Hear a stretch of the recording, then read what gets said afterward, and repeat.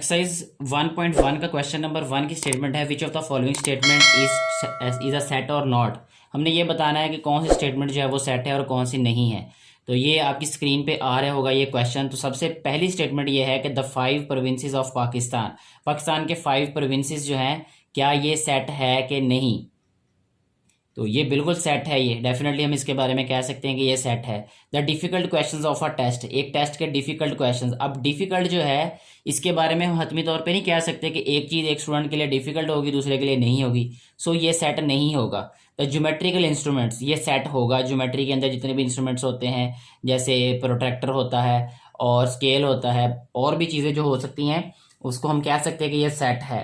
Next जो है वो फोर्थ वाला पार्ट वो है the naughty boys of the street, गली के जो नॉटी बॉयज हैं उनका सेट। अब नॉटी जो है इसके बारे में हम ये नहीं कह सकते कि कोई बच्चा जो है वो एक इंसान की नज़र में वो नॉटी हो सकता है दूसरे की नज़र में वो नॉटी नहीं हो सकता।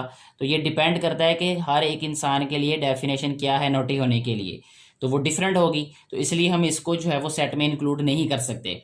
The capital letters of the English alphabets, capital letters जो हैं वो ए टू जी हम कह सकते हैं श्योरली कि ये सेट है। The players of Pakistani cricket team, वो भी डेफिनेटली जो है वो सेट होगा।